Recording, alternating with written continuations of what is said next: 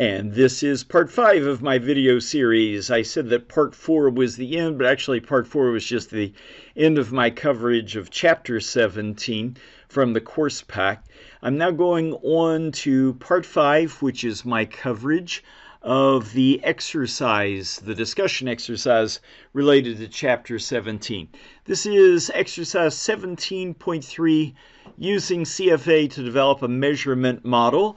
Subtopic, subheading, measuring constructs relevant to an employee's decision to quit a job. This exercise begins on page D 124 in your Psych 400 course pack. For students in my class, when we do this in class, I normally assign to them just items 1, 4, 5, 7, 8, 10, 11, 12, and 15. I usually divide those items up between two sides of the room, but those are the items that I assign. I'm going to go over the highlighted portions of this and tell the students the most important stuff they need to know so they can hit the ground running. I will set up the exercise. To those students in my Psych 400 class, I'm going to also send you the exercise key, the answer key that provides the answers to all these items. I encourage students in my class to go ahead and do the exercise. Open up a Word document, answer the items that I have assigned, test your knowledge, and then once you've tested your knowledge and answered the items, then open up the answer key and check your work and see how you did. For this semester, I'm not going to collect this from my students, but I do encourage you to do it on your own. It'll be good preparation so you'll do well on the multiple choice quiz that you ultimately will take on chapter 17. So let's get started with this exercise. Overview.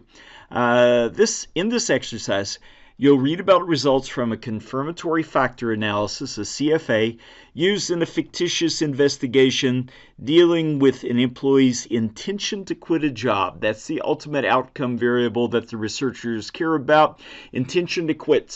When somebody scores high on intention to quit, that means that they're thinking about quitting their job. It's generally viewed as the best predictor of somebody actually taking the next step and quitting their job.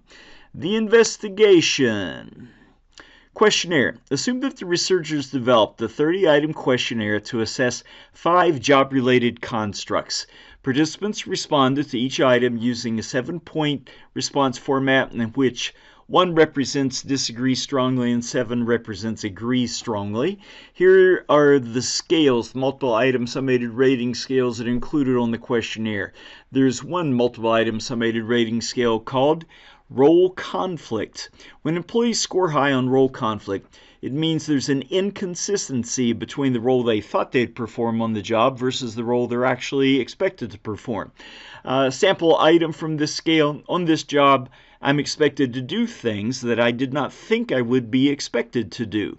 Another scale is the role ambiguity scale. Role ambiguity. When employees score high on role ambiguity, it means that they're not sure what other people expect them to do on their job. Sample item: much of the time, I don't know what my boss wants me to do on this job. One of the scales on the questionnaire is the tension scale. When people score high on tension, it means they experience many of the psychological or psychosomatic symptoms of a stressful job. Sample item: I feel very nervous on my job a lot of the time. One of the scales on the questionnaire is job satisfaction. When people score high on job satisfaction, it means that their job satisfies their psychological needs, social needs, and other needs. And one important scale on the questionnaire is the intention to quit scale. When people score high on intention to quit, it means they plan to voluntarily leave their job soon. Sample item: there's a good chance that I will quit this job within the next 3 months. Now, ultimately, the researchers hope to test the causal model that's illustrated in this figure. The ultimate consequent variable they're trying to predict is intention to quit. They predict that it's going to be causally determined by job satisfaction, role conflict, and role ambiguity.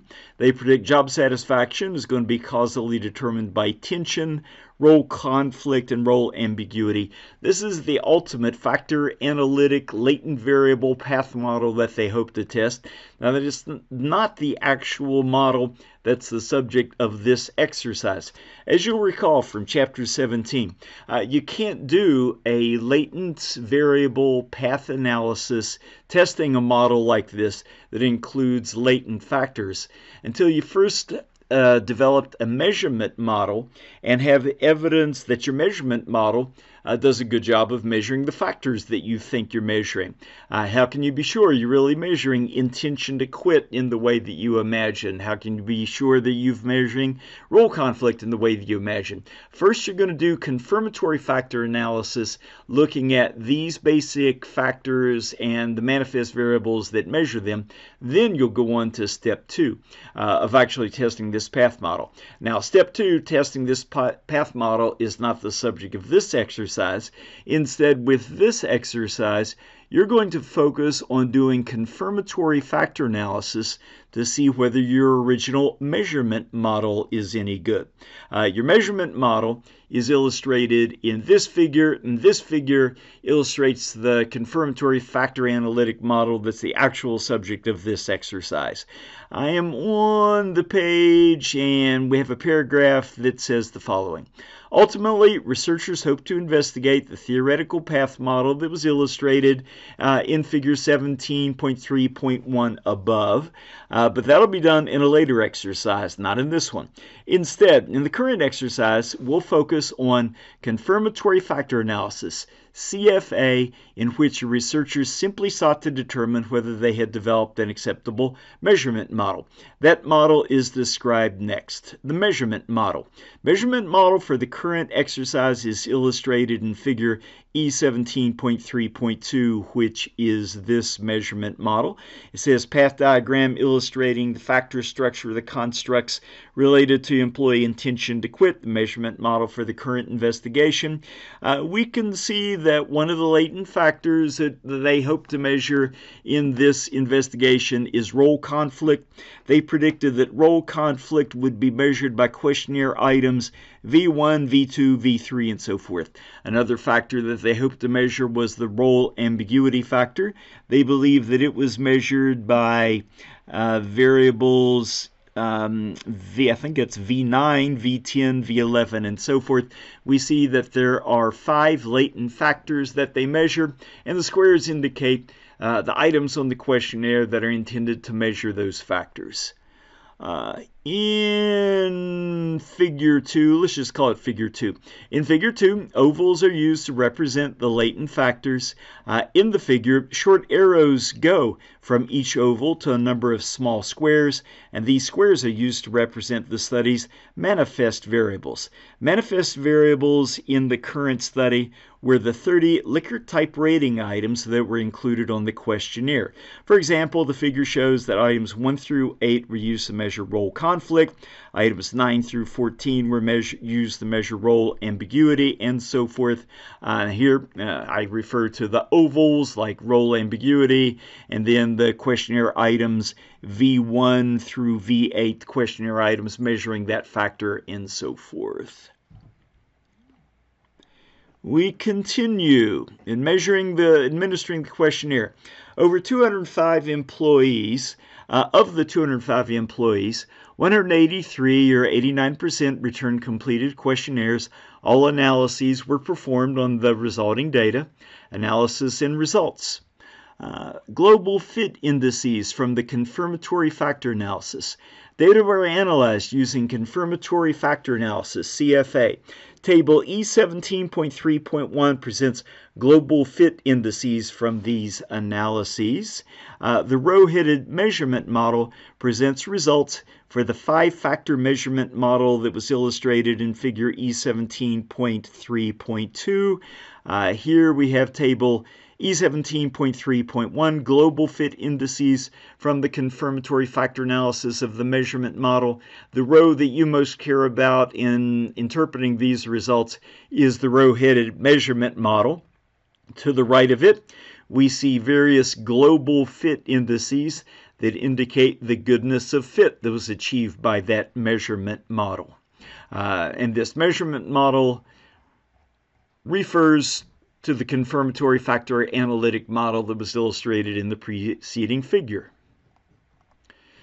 There's your table of global fit indices. Exercise goes on to talk about psychometric properties of the indicators and latent factors. Table E17.3.2 reports information related to the psychometric properties of the measurement model. Column on the left side of the table provides names of each of the 5 latent factors that appear in the proposed measurement model. Directly below the name of a given factor are the names of manifest variables that are hypothesized to measure that factor. This table should look familiar to readers of my book. Table E17.3.2, reliability, validity, and other psychometric properties of the latent factors and manifest indicator variables. The first column indicates factor and indicators. First factor is the role conflict factor. It is measured by indicator variables V1, V2, V3, and so forth. Under the heading Results for the Indicators, we have standardized loadings and item reliability indices for the items that are supposed to be measuring role conflict, the items that are supposed to be measuring role ambiguity, and so forth. Under the heading Results for Composites, we have information, we have statistics that tell us about composite reliability and various extracted estimates for factors such as the role conflict factor, the role ambiguity factor, and so forth. Once again, interpreting a table like this was covered in Chapter 17 and in one of my previous videos. We skip down to the section headed Correlations between the latent factors. Table E17.3.3 presents correlations between the 5 factors that were illustrated in figure E17.3.2. Here's a table similar to one of the tables that was presented in Chapter 17. Correlations among the latent factors estimated in the confirmatory factor analysis, decimals omitted. Under the heading Factor, we have the factors that correspond to our 5 ovals: the role conflict factor, the role ambiguity factor, the tension factor, and the body of the table shows all possible correlations between these latent factors. That brings us to the questions that are assigned to students in my class. If you're in my Psych 400 class, these are the items that I'm assigning. Items 1, 4, 5, 7, 8, 10, 11, 12, and 15. Again, I encourage students in my class to open up a Word document and type up their answers to these items. You don't have to send them to me. I'm not going to collect them for points, but I encourage you to do it on your own. As a separate document, I'm going to also send you the answer key to this exercise. Once you've typed up your answers, you can check your answers against the answer key, see how well you did, see where you're strong, see where you're not so strong. That'll be good preparation for the multiple choice quiz that will be assigned to everyone. That is the end of part 5. The part which I believe truly is the last video in this video series on Chapter 17, Confirmatory Factor Analysis.